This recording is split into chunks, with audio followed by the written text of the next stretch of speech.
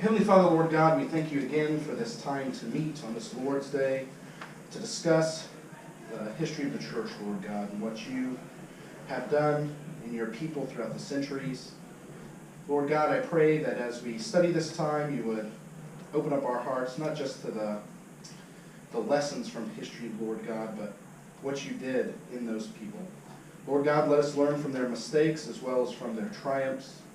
Allow us to internalize what you have done and go forth for the benefit of our community, our church, and most importantly for the gospel.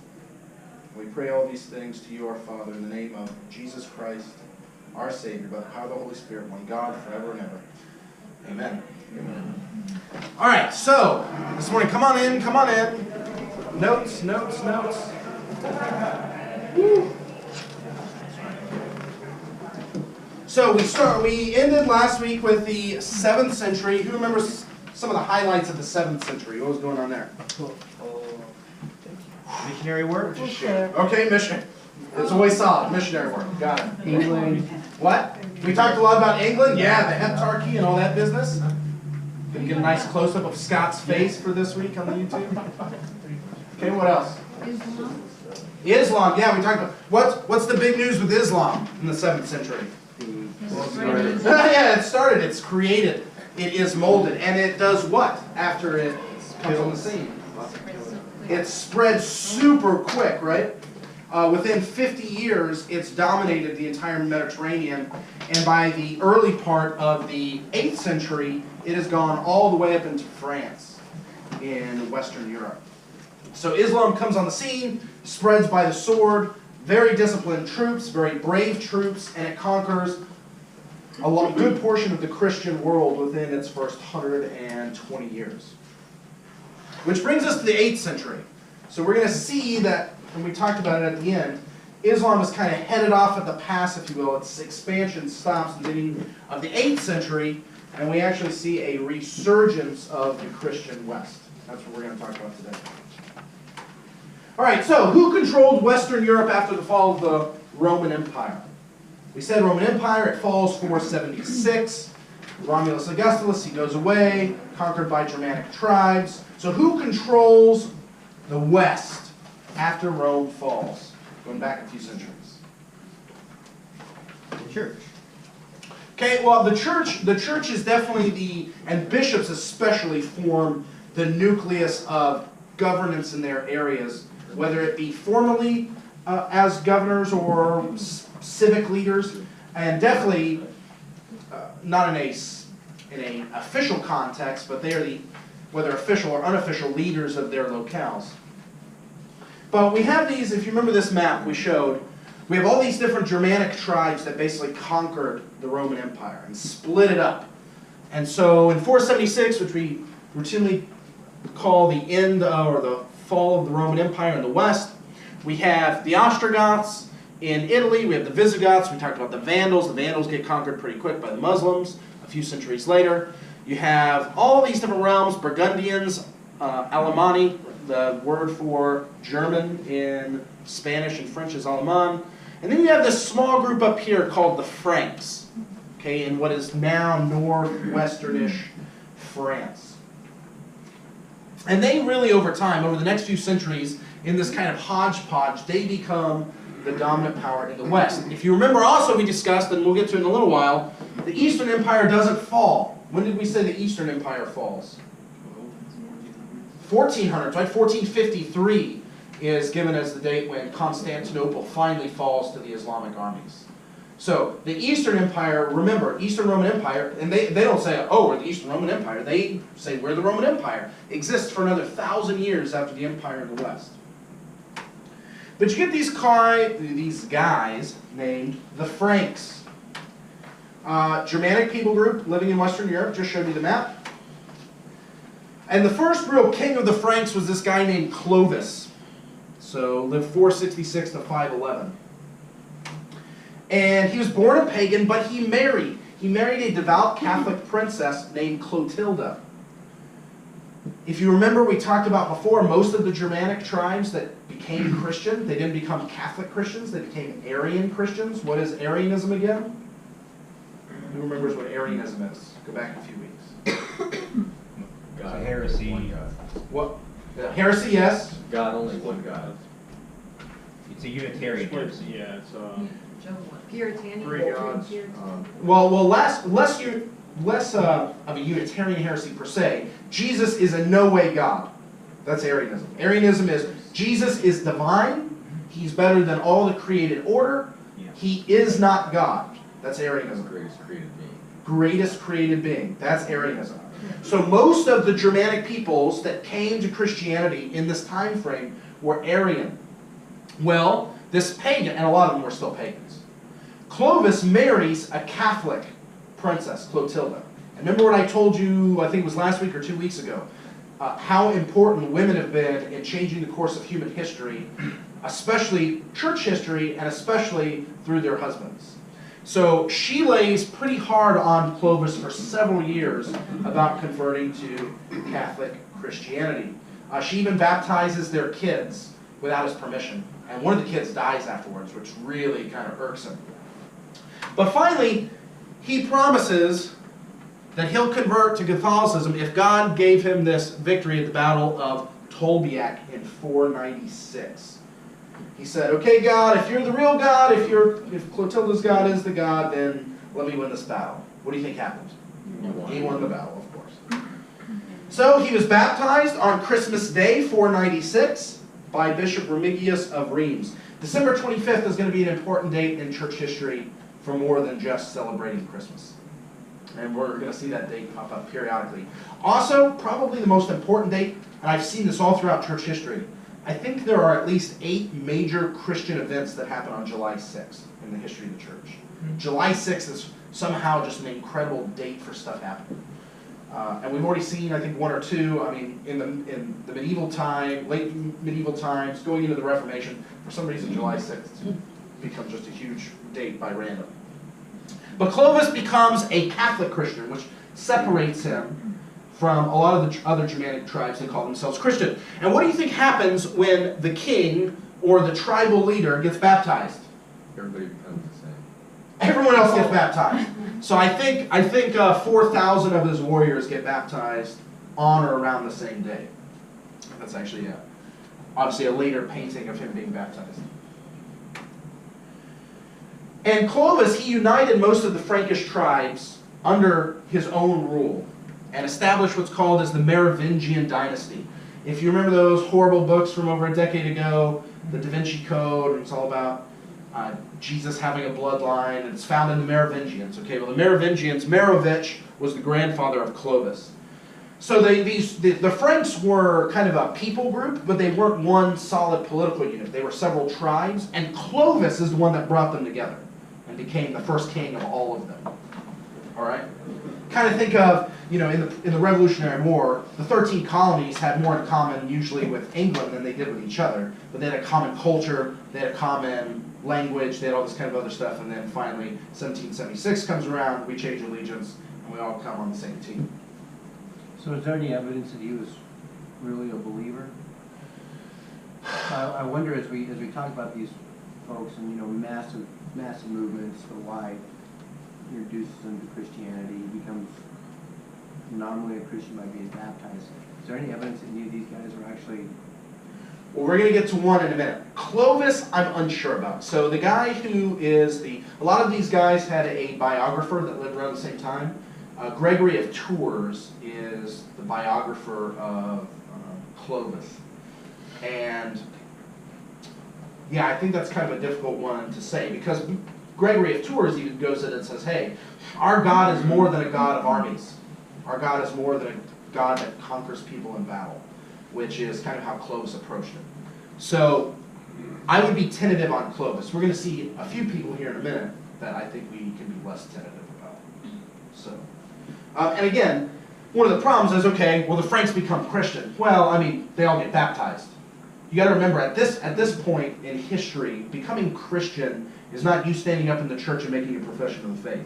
You becoming a Christian is getting baptized, which included a confession of the faith. But again, you could just be saying that and getting baptized, and I think we do see that in church history. We see that happening to a lot of people, and I still think we're seeing it in church history today. Church present. So, At the fall, basically, of the Roman Empire, this is Austrasia. This is kind of what Clovis's family controls. So in this shade of green, right, so all this area, Clovis is going to conquer in his lifetime. By the time we get to his descendant Charlemagne, who we're going to talk a lot about today, well, not his descendant, but successor Charlemagne, they're going to control basically all of Western Europe, from the border with Spain all the way through what is France, most of Germany, Austria, and northern Italy. And really, the nation states that we see as France and Germany really have their beginning in this period of history with the Franks. The Franks were so the question is, are the Franks French or are they German? The language they spoke, Frankish, I think the most related modern language is Dutch. So the question is, the Germans and the French rightfully both claim the Franks as their ancestors. And again, several tribes, including Saxony, which are Germans, Bavaria, and so on and so forth.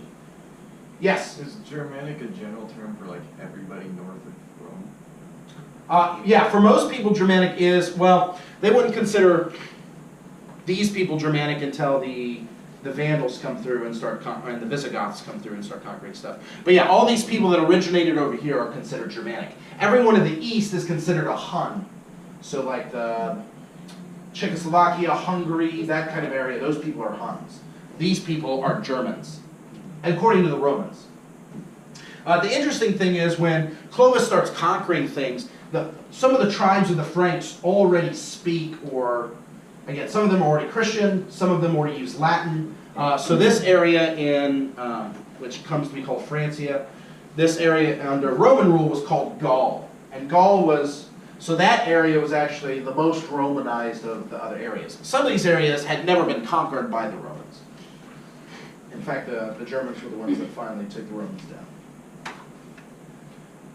So what do you think the papacy thought about the Franks? Because remember, we said, the empire falls, the Pope kind of by default becomes kind of he's not only the spiritual leader, but kind of becomes an important secular official in Italy at the time as well. So what do you think the Pope thought about the Franks, this coalition, this coalescing of all these Frankish tribes under one leader? Do you think he was happy or sad? Happy. One guy says happy, who thinks sad? Challenged? You think it was a threat? Challenged, threat, so sad then. We're going to go with sad. Actually, it's the other way. So, the rise of two dynasties. So the Merovingian dynasty, remember that's Clovis. Over the centuries it became weak. So Clovis was very strong. But over time it became weaker and weaker, until the real power lay behind a guy called the mayor of the palace, which was also a hereditary position. I kind of like to think of it as in the United Kingdom today, right? The Queen, she is the sovereign. All laws and everything stem from her, but she doesn't control anything. The Prime Minister does, right? So this is not really that foreign of a concept to us to have it. It's foreign at the time, but to us it's not, to have a king that is in control or ruling, but really someone else is doing all the work. That person is called the mayor, as the centuries go on, is called the mayor of the palace. And one of these guys, a guy named Charles Martel, who we talked about last week, Martel the Hammer, he's the one that actually stopped Muslim expansion in 732 at the Battle of Tours in France. Right? That marked the limit in Western Europe as far as the Islamic armies got. When we get closer to the Reformation, the Muslim armies are going to get all the way to the gates of Vienna in Austria, which is an impressive feat. But he stops first. Basically, this stops Muslim expansion for several centuries, especially into Europe. And he had a son named Pepin. They called him Pepin the Short. And he said, you know what? I'm doing all the work. So he sent a letter off to the Pope with a really simple question.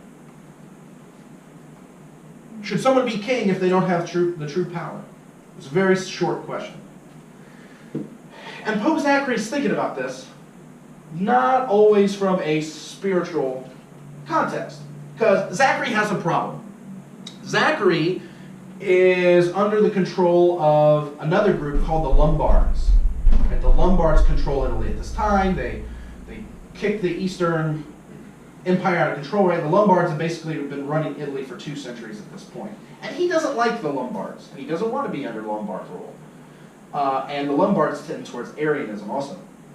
And so Zachary says, well, I really need a protector and a defender. And oh, I got this guy, Clovis. Or not Clovis. I got this guy, Pepin the Short. He's mayor of the palace. He's the one that is actually going out and fighting the battles, ruling. He's the one that actually controls everything. So maybe if I make this guy king, avoiding the bloodshed, then I can also get his help with my problem, which is the Lombards in Italy. And so he came back and he said, no, it is not proper for someone to be king if they do not actually possess power. So what does Pepin do? He deposes the king, Childeric III, in 751. He was forcibly tonsured, which means his hair was cut, which in Frankish culture meant you could not be king if your hair was ever cut. So they cut his hair, they tonsured him, and sent him to a monastery for the rest of his life. Which I don't think he was super thrilled about, but at the same time he didn't put up too much of a fight. The way people dealt with their political enemies back then, political or religious, was if you were lucky, if you lost, and you were lucky, they tonsured you and they sent you to a monastery. You were super unlucky, they kill you. I think kind of the most unlucky middle is when they would actually blind you and then send you to the monastery. So gouging out eyes, very popular back then. Very popular. Because you can't ever get that back. You never have to worry about that guy again if you gouge out his eyes, right? I mean, it made a lot of sense to them. And so Pepin, they depose Childeric III, they say the throne is vacant. The Frankish nobles say, Pepin should be king. He's elected king, and guess who comes to crown him? Not Zachary, but Boniface. Remember we talked about Boniface last week or 2 weeks ago. Boniface, the apostle to the Germans. He comes and personally crowns Pepin in 751. Zachary actually becomes the first pope to cross the mountain range into France, goes into France, and in 754 he personally crowns Zachary, or he personally crowns Pepin as well, in addition to crowning his two sons, Charlemagne and Carloman. This is actually a true story. That is the actual throne of Pepin's son, Charlemagne, in Aachen, Germany, which we're about to. Okay, so what did Pepin do? Well, he was very grateful. So he invaded Italy in 754, he invaded again in 756, and he defeated the Lombard king, a guy named Aistulf. And he gave the Pope what's now known as the donation of Pepin. So all of the Lombard land that he conquered, he gave to the Pope. And this is critically important, because this right here is the first time in history that the Pope is in direct control of land. Okay, before this, he's the Patriarch of the West. He's a very important spiritual leader. Basically the de facto leader in Rome. But never until this point does he control land and territory. And the Pope, we call these the Papal States, the Pope is going to control those states until the 1870s. So for 1100 years, this little H kind of looking thing in light purple you see there is going to be controlled by the Pope. His actual land. So he's now not only a spiritual ruler, he is now a secular ruler. He has his own kingdom. Yes? Is that Vatican I? Yeah, well, yeah, around Vatican I. Well, it's around Vatican I. At the same time, you actually have Italian unification.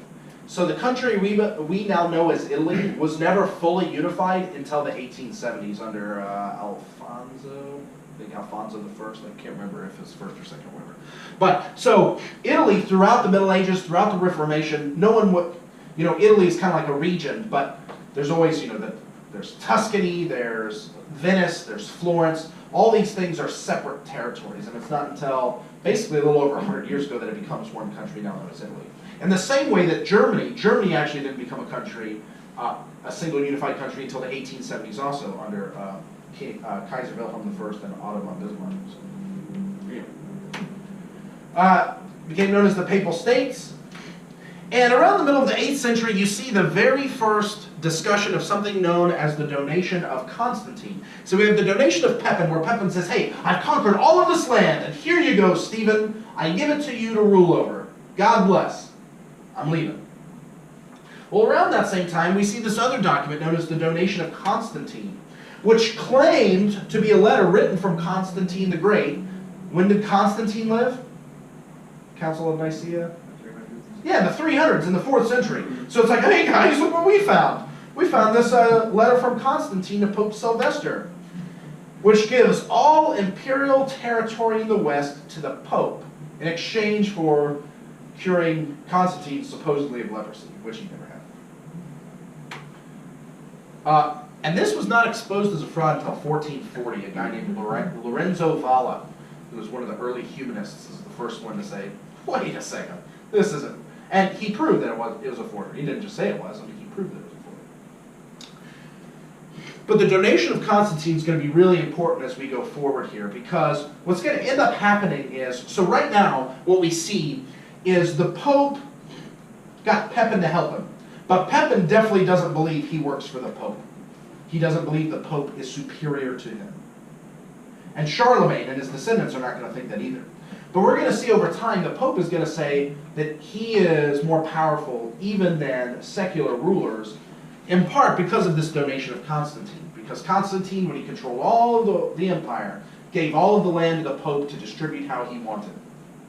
And they're going to use that throughout the Middle Ages, really to a lot of great effect, as we'll come to see.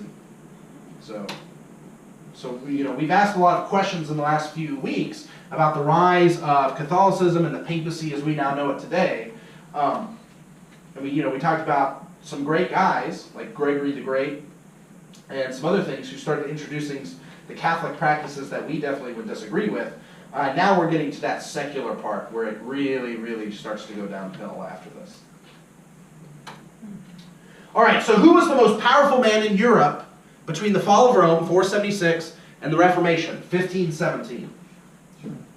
Charlemagne. What does Charlemagne mean? Charles the Great. Excellent. So Charlemagne is his French name. In English, we say Charles the Great. In Latin, it's Carolus Magnus. In German, it's Karl the Grosse. He was the most powerful European, really, well, even before the fall of the Roman Empire, for over 1,000 years. He was the son of Pepin the Short. He was the eldest son, and by far the greatest ruler of the Carolingian dynasty. He's considered the father of Europe. Really, the idea of Europe doesn't exist before Charlemagne. So if you talk about Europe, it's kind of anachronistic. Anachronistic is when you take something from today and you apply it to the past when it didn't apply. He's really kind of the father of this idea of Europe, or Christendom, this kind of idea of this Christian empire. And also the Moses of the Middle Ages, because of his devotion to religious things, which we'll talk about. He was sole ruler of the Franks for a long time, from 771 to 814. That's, 43 years? So a lot of stability in that time with him as king. He conquered basically almost the rest of the Germanic tribes, the Saxons, the Bavarians, northern Italy. He was a brave military leader. He was an intellectual. He was a very devout Catholic Christian. He didn't get drunk, which was highly unusual for kings of the time. Really, the big sin in his life was with women. So in Frankish custom, so when we think of monarchs, we think, okay, they had a lot of mistresses, but they had to get that one wife and they had to have the heir. Franks didn't really work that way. They kind of slept with different women and then decided to legitimize who they wanted to later. And so they might be with 5, 6. Charlemagne actually had 9 wives, if I recall correctly. Not all of them at the same time. He didn't actually marry one until, wives. He didn't actually marry one until his 3rd one, I think. So the sexual morality was by far different. So definitely a failing, Christian failing. And his part, although at the time it wasn't really seen as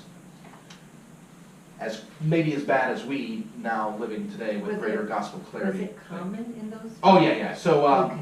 so Pepin and Charles Martel, oh yeah, they had. So they in fact had Charlemagne, who his younger brother was Carloman. They actually had an older half-brother, or their dad had an older half-brother that he had his eyes gouged out and sent to a monastery. Yeah, I mean it was not uncommon. So for the Franks, they don't look at it and they say, oh look, he's got 9 wives. They're like, look at this guy, he cares about Catholic Christianity, he prays every day, he goes to Mass, he would correct priests at Mass. So if one guy, so to make sure people were paying attention, this is one of the stories about him. If a guy was preaching and doing the Mass, he would stop the guy mid-Mass and he would point to another priest in the church and he would tell him to go finish it. to make sure the guy was paying attention.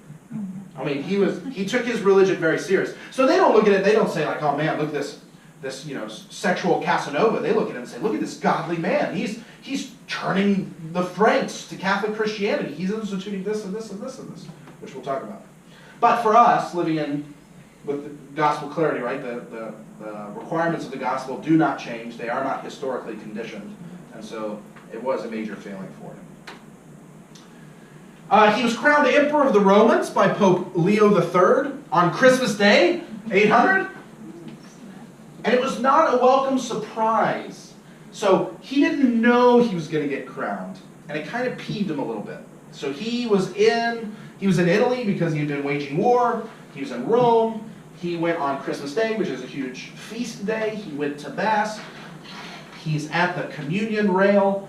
And all of a sudden, he is surrounded by all of his French nobles. The Pope, out of nowhere, kind of grabs a crown and crowns him emperor. Emperor of the Romans. Which, I mean, he effectively was now. He claims that had he known they were going to do that, he would have never entered that church. One, because he doesn't think that he needs the Pope to crown him to be in charge of anything. Because he's Charlemagne. And he did not think, so the popes after this are going to say, later on in several centuries, especially dealing with Germans, because the Germans are always an irascible bunch, they're going to say, hey, we have the right to crown you, because we crowned Charlemagne. Well, Charlemagne didn't think he had, Charlemagne said, hey, I have my power directly from God. I am, a king/prophet in my own kingdom. But it didn't stop him from using the title either. And the East was not happy about it, the Eastern Emperor, because he still thought that the West nominally, were part of his empire. But about a decade later, they needed some help, and so they said, all right, you're emperor. So his religious policy, which we really care about, he adopted the Roman liturgy over the Gallican. So liturgy, we talked about this. If you grew up in a Catholic church, an Anglican church, you're familiar with the idea of liturgy, right? You have a very, very kind of structured worship service where you do readings, and you do prayers, and you do bowing, and you do singing, and you do them all at very particular times. There were two actual different versions of this in Western Europe. There was basically the Italian Roman version, and then there was kind of the French Gallican version. And so you had two different kind of liturgies. And Charlemagne decided, hey, we're going to have one, and we're going to use the Roman. He liked to convert pagans by force when he took them over. The death penalty was enacted for all pagans. A guy we're going to talk about in a minute, one of his theologians named Alcuin said, whoa, whoa, whoa, whoa, whoa. You can't make someone a Christian by threatening to kill him. It has to be something they choose to do. And Charlemagne said, all right. So in 797 he said, all right, we won't kill the pagans anymore for failing to convert. You win this round, Alcuin. You win this round. By the way, just interesting fact. John Calvin, when he would write anonymously, would use Alcuin, because it's actually an anagram of Calvin. Right? So if you rearrange the letters, U and V being interchangeable in Latin. Interesting factoid. He made tithing compulsory for landowners, and he enforced strict Sabbatarianism. What's Sabbatarianism? Yeah, Sunday you don't do any work, except if it's absolutely needed.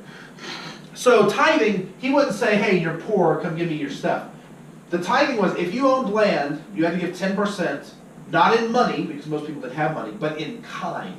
So if you grew corn, you had to give 10% of your corn, or something like this. He made tithing mandatory, which really helped enrich the church, yeah? He also mandated that priests wear distinctive clothing to distinguish them from the laity. Why do you think that is? Because up till this point, very often priests, they looked regular. If they weren't monks, if they weren't tonsured, if they were what we call a secular priest, they didn't necessarily, depending on where they lived, have priestly garb. Why do you think he instituted this? Yeah, to keep them out of the brothels. Serious? Seriously. So we talked about this before. Going into the medieval period, we have a lot of really smart, a lot of forceful bishops, but our priests, especially in rural areas, are not very good. They have almost no training in Latin, even though they have to do the Mass in Latin. They don't preach. So they basically, and we talked about this, in some areas, I mean, a Mass might last on Sunday 30 minutes. I mean, they do their deal, they memorize speech in Latin, bring the Mass down. Most people aren't going to take communion because they are only going to take it once a year. Wham, bam, thank you, it's done. Well, these guys liked brothels, they liked women. Celibacy, as we talked about before, was starting to get imposed on the West at this time, and it was a big enough problem that Charlemagne thought he had to legislate it. And really, throughout history now, we're going to have, until we get to the Reformation, we're going to have clerics being set aside in different clothing. In the Reformation, this becomes a big deal, especially in England, with my boys, the Puritans, versus the Anglicans. Because the Puritans thought, hey, by putting them in special clothes, you're saying that they're a special breed of people under God, and they're not. They're not. They are sinners just all the same. But again, that's not going to come around until the late 1500s, which is going to be 700 or 800 years in the future. Charlemagne also started what's known now as the Carolingian Renaissance. So the Merovingian dynasty, remember I said started by Clovis. It got overturned by Pepin because he said, hey, these guys, they're king, but they have no power. Pepin's family are known as the Carolingians. That's their dynasty. And so they start what's known as the Carolingian Renaissance. And it really was this resurgence of Christian culture. Ever since especially since the fall of the Roman Empire, Christianity in the West has been, even though you've got these great apostles, apostles to the Germans and the Frisians, and you have these missionaries going out, just the culture, the intellectualism, the vitality in Christianity had really been on a downward slope since then. Even though they are getting people to convert. But again, they're getting people to convert nominally. A lot of the Germanic tribes, if your tribal chief gets baptized, you get baptized. It's not like a choice thing. Everyone has to be the same. And so now we actually see, out of this kind of this nosedive, we see it come back up, this resurgence of Christian culture. Charlemagne cared a lot about intellectual endeavors. Even though he was a warrior king, he had been actually trained in a monastery when he was younger with his brother. So he held religious intellectuals in awe, like a lot of secular rulers would. So he would find whoever the smartest guy was out there, and he would bring them to his court. And so he collected quite an impressive group of scholars. He would personally sit under these scholars along with his children. So you'd have these guys. So by the time Charlemagne becomes king, he's an adult. He's in his mid-20s or early 20s, and as he starts to control more stuff, he starts to bring in these scholars from all over the place. And it would not be unusual for some scholar to be teaching his children and for him to come sit in and learn, which is a pretty incredible thing at a time when intellectual pursuits were not considered things that rulers did. Power, ruling, military might, that's what really counted. The whole idea of the intellectual king is really a Renaissance and Reformation idea, not a medieval idea. Most kings in the Middle Ages could not read. They could not write. They did not need to. They had people for that. Charlemagne was different. He really cared about these intellectual endeavors, not just for his kingdom, but for himself. He really wanted to understand. So as a result, he was fluent in his own Frankish. He was fluent in Latin. He could understand Greek, which was very rare at the time. He couldn't really speak it. He tried to learn to write, so his biographer, a guy named Einhard, would say that he would keep tablets under his pillow so that at night when he had a free moment, he could practice writing. But he didn't come to writing until he was already a man, so he never kind of got the gist of it. But can you just see that? Can you just see the most powerful man in Europe sitting there in the middle of the night like, I can't quite get the A right? He directed that schools be built in every parish to educate male children. What's a parish again? The territory of the local church, right? So if this was medieval Europe and this was a church, right, all of the people that are in the territory that have to come to this church, that is the parish. So he said every parish should have a school for educating boys, and not just the rich ones, all boys. Which again, incredibly odd for the period, for someone to have that kind of wish. And most of the world's surviving texts of ancient authors, so whether it's Greek philosophers, whether it's the early church fathers, we have because of these guys, the Carolingian monks. They copied all of these ancient writings by hand, and almost all of the writings we have from the church fathers or from ancient writers are actually copies that were done by the Carolingians. So they basically preserved the history of the West for us in writing. Where are these copies now? Oh, they're all over the place. So, I mean, British Museum, there are 7,000 texts, I want to say, that we have from the Carolingian Renaissance. So, different museums. This is actually a copy of the Gospel of Luke, chapter 23. Well, the next guy we're going to talk about, Alcuin, he actually invented a different type of writing called Carolingian minuscule, which is actually the basis for the letters you and I write today. So the alphabet, as you know it, as far as the way we write it, really stems from this time as well. So a huge output of not only intellectual endeavor, but Christian intellectual endeavor. And like I said, we owe our knowledge of the past and ancient writings really to these guys. Who was Carolingian? Or can we get that name? Yeah, Charles Martel, right, which in Latin is Caroli. So Charlemagne's grandfather, the Carolingians. But it also applies to Charles himself.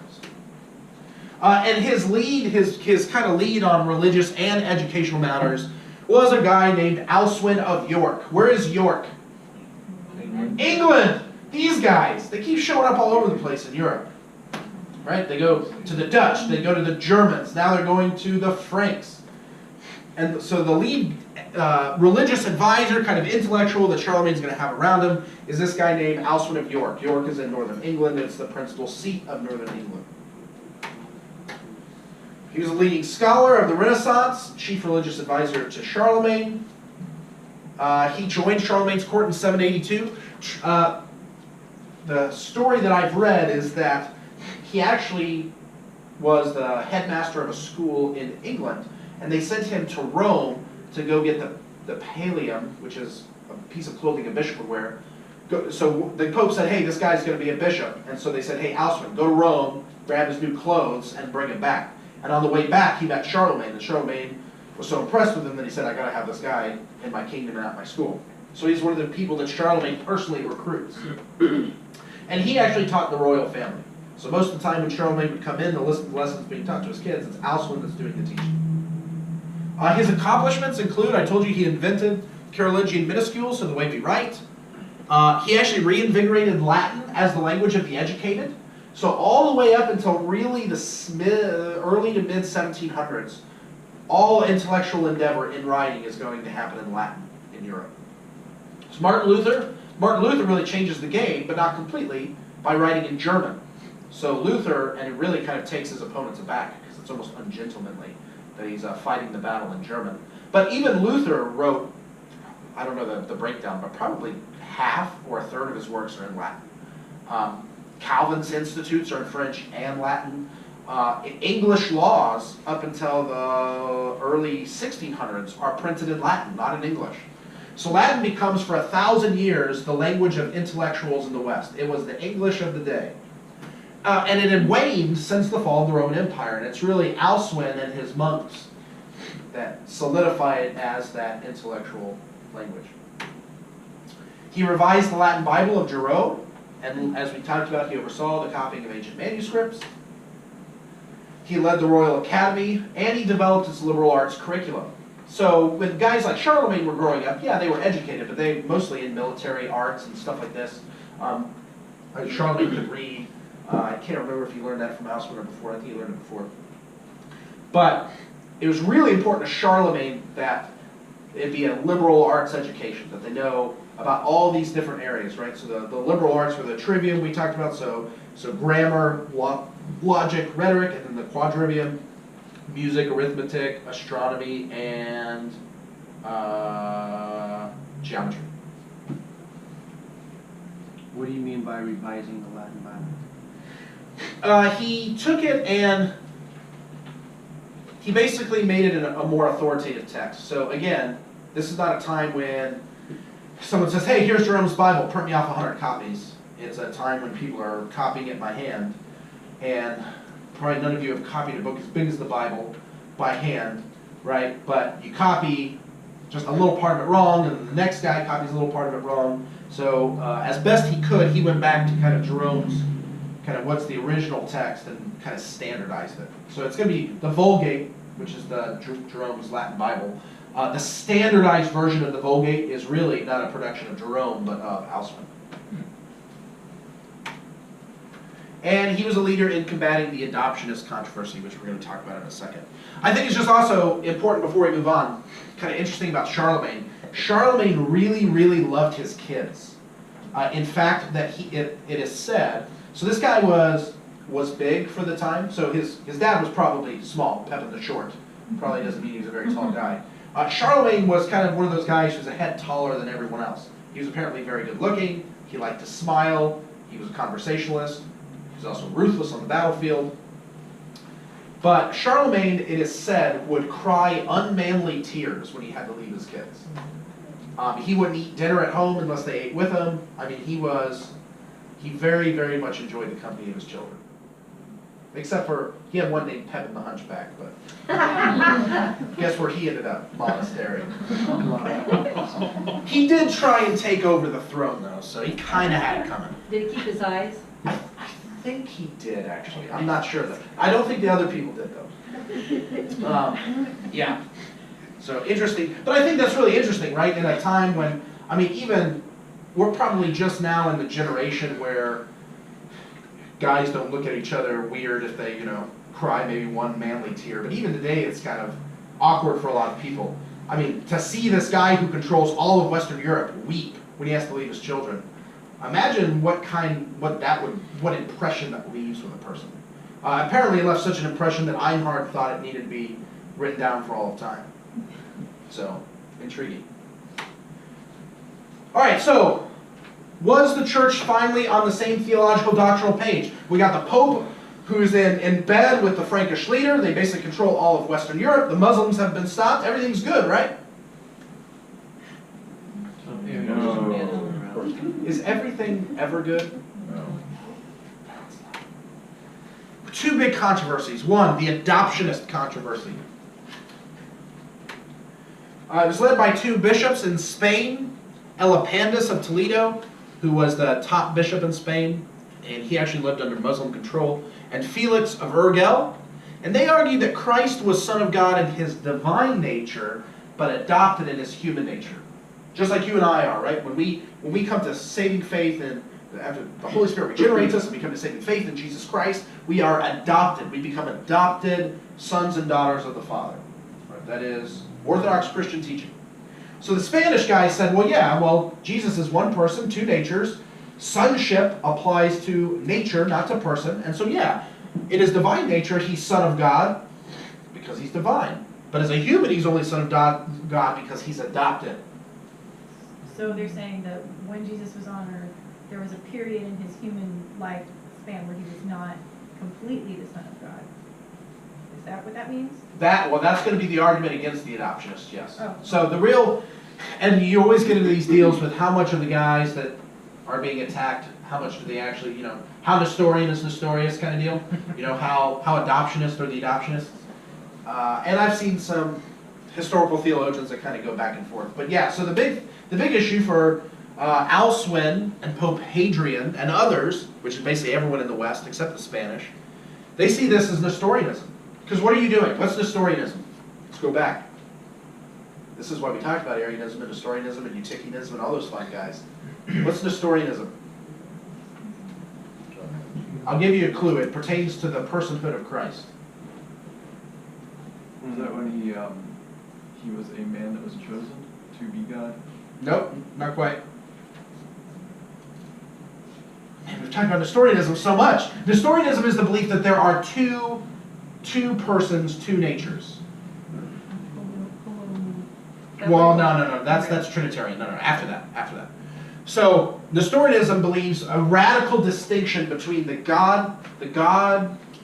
divine portion of Christ and the human portion, right? Whereas Orthodoxy says they're like this: they're indivisible, unchangeable.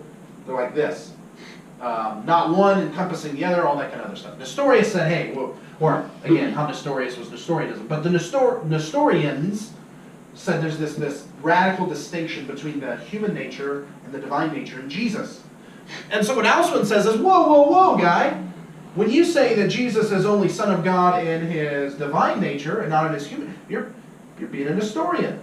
Because you're splitting. You're saying that sonship applies not to the person, but to the natures of Christ. Well, to Alcuin, that's ridiculous. Jesus, the person of Jesus is God's Son. Right? And so you can't say that he's adopted later on, because, again, Jackie, you pointed out, then what you're really introducing is there was a time when the human nature, right, was not the Son of God, or God the Son. Well, the Son of God, sorry. Terminology is important. No one got on board, and adoptionism was condemned at the Council of Frankfurt in 794. I believe Charlemagne actually presided over the council himself. Charlemagne fancied himself a theologian as well. We're going to see that in the next controversy too. So adoptionism, not probably something that you've ever heard of, not something that you really encounter, right? But again, we're going to see, I thought we resolved all of this. We talked about the first 4 ecumenical councils. Didn't Nicaea and Constantinople and Ephesus and Chalcedon, didn't we figure this all out, guys? No. Clearly not. How did they interact since there was Muslim rule in that area? So the Muslims, I think the mistake we could make is looking at the Muslim empires that existed in the Middle Ages and kind of thinking like, oh, it must be if ISIS basically spread to the west of the world. The Muslims actually, for most of their history, were very, very involved in intellectual endeavors. In fact, most of our knowledge of Aristotle's metaphysics actually comes to us from Arabic translations and not from translations of Aristotle from Greek to Latin. So the Muslims were very keen on intellectual endeavor. Again, they were fine with Christians if they paid a tax and they kind of didn't go around trying to convert people. So in southern Spain, Christianity is going to exist the entirety of the time that the Muslims are there. Felix, the other guy, he did not live under Muslim rule, and Alcuin actually met him in person at one point. But a good question. Yeah, but I don't want you to make the mistake of thinking of the Muslim Empire in the way that we kind of think of Islamic extremism today. They were definitely very extreme in wanting to control things, but the amount of intellectual output put out during this time is incredible. And in fact, the Muslims actually created the very first university 200-ish years before the first Christian university. So especially in astronomy, in literature, I mean, they were very, mathematics, Arabic numerals, ever heard of them? All right, and then the second controversy was known as the iconoclast controversy. Who knows what an iconoclast is? Veneration of an icon? Switch it around. You zig when you should have zagged. Destruction of Icon breaker, yep. Sorry, class. No, that's all right. So in 726, the Byzantine Emperor, so that's the Eastern Empire, remember it lasts for 1,000 years after the West, the Eastern Emperor, Leo III, said, whoa. We got to get rid of these icons. Okay, this is a picture, this is an icon of Basil the Great. Icons, spoiler alert, still huge in Greek Orthodoxy. And actually, I've met several Catholics as well who, I knew a guy that he was so excited that he got an icon for his wedding. And we're going to talk about that in a second, what it actually represents. But he said, hey, we need to get rid of icons.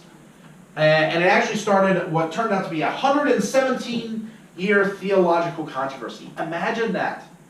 If a controversy theologically started today and actively went on until your great-great-grandkids solved it. That's a lot of output. That's a lot of energy. People back in the day played for keeps, and they played long games.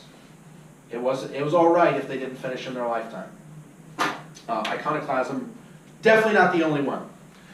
But you had two groups. You had what's called the iconodules, also called iconophils, right? So people that love icons. Iconodule means icon venerator.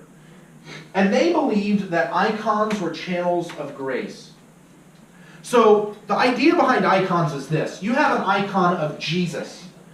You have this icon of Jesus, and you light candles in front of it, and you pray looking at that icon. And their idea is the icon reminds you of the person that you're actually praying to, of the person that you're actually worshiping. So they would say it's fine to venerate a Jesus icon, because you're not really worshiping the icon, you're worshiping the person represented by the icon, which is Jesus. That's their argument. Well, what? That's still common. Yeah, Greek Orthodoxy, and again in Catholicism, may never be said of a Protestant. We'll get there. Iconoclasts, so icon breakers, so Leo III was an iconoclast, believed that icons severed the divine and human natures of Jesus. So again, this is a Christological, this is the person of Jesus issue.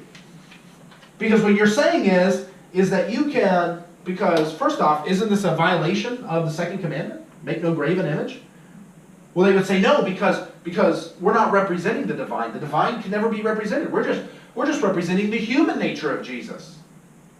And they go, whoa. That's Nestorianism all over again. So claiming that you can divorce the divine nature from the human nature is ridiculous, they would say. And because you can't separate them, you can't represent Jesus because the divine is not allowed to be represented. It's blasphemous to depict the divine. And to this day, I certainly hope no one has a painting of God the Father in their house with Protestants, because I would definitely think that that is skirting the line there on graven images for sure. And Christ is manifested to us corporally in the sacraments. You want a visible reminder of Jesus, it's there in the bread and in the wine. You don't need this other stuff. Not only do you not need it, it's blasphemous, it's heretical, get rid of it. Huge controversy. The East, most of the people in the East were not having it. Then you have this evil woman named the Empress Irene. Okay? She married an iconoclast, but she herself is an iconodule. Her husband died, her young son becomes emperor, and she starts running the show. Eventually, she's going to blind her son, send him to a monastery. Actually, I take that back. He dies a few days after they gouge out his eyes. Not a pleasant woman. Not a pleasant woman. She's actually still celebrated as a saint in the Greek Orthodoxy. And we'll talk about why in a second. She called the Second Council of Nicaea, which met in 787. This is the 7th ecumenical council of the church. And they said that icons were orthodox, and they condemned iconoclasm. They said, hey, this is not, all we're doing is worshiping the thing that stands behind the icon. And the Pope says, yeah, I totally agree with that. But Charlemagne's not having it. Charlemagne says, we're not accepting that, we're not going to do that. And at the Council of Frankfurt in 794, the same one about adoptionism, he says, we are not going to do the icon business, because what ends up happening is you worship the icon. Let's be real. No one's sitting there, no poor person sitting in front of an icon is thinking this, having this grand Christological discussion in their head on what they're worshiping the icon. They're icon worshipers.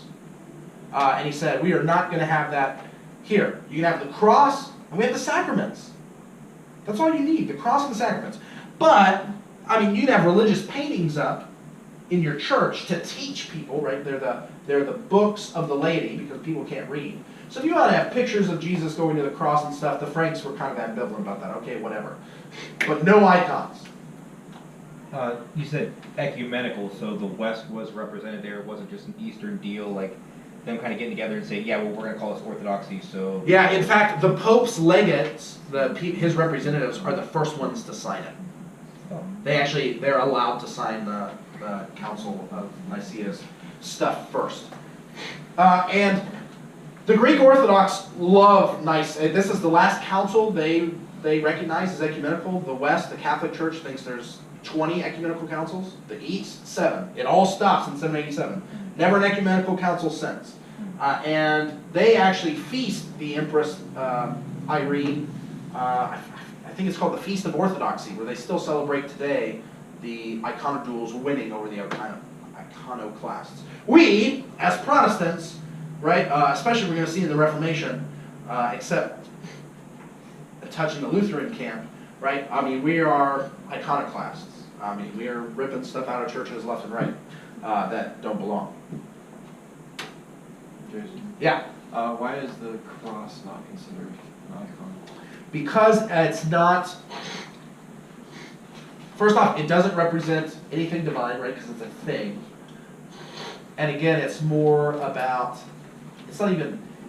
It's not venerating the cross, it's venerating what Christ did on the cross, which is going to get lost over time. Especially because, in the end, even though Charlemagne said we're not having it, he doesn't, ultimately, historically, he doesn't win the day.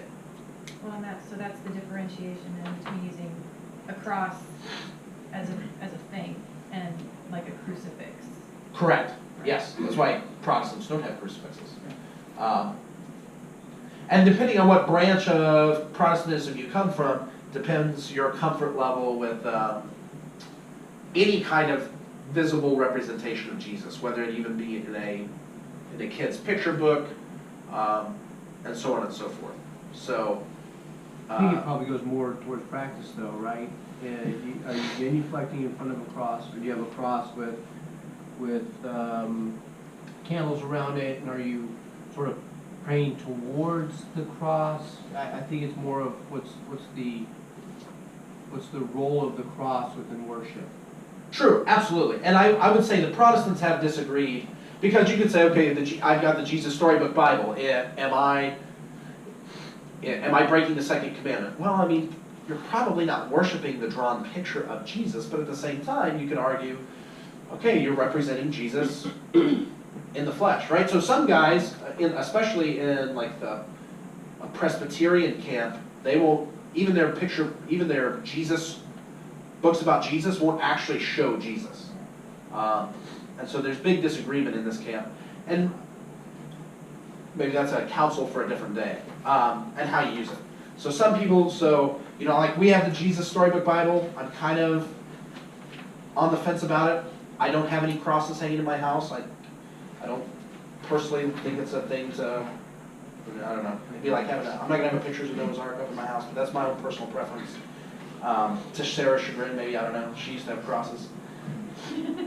But it's still something that Protestants disagree with, especially, and I'd say really where the rubber meets the road is with, I think, kids' books especially. Also, a lot of people have pictures of Jesus in your house. You can say, okay, well, I've got a picture of Jesus in my house. Well, I don't fall down and worship at Jesus. Well, yeah, but over time, looking at that picture, in your mind's eye, that's what Jesus looks like. So then again, are you breaking the second commandment? A big debate in the Christian world.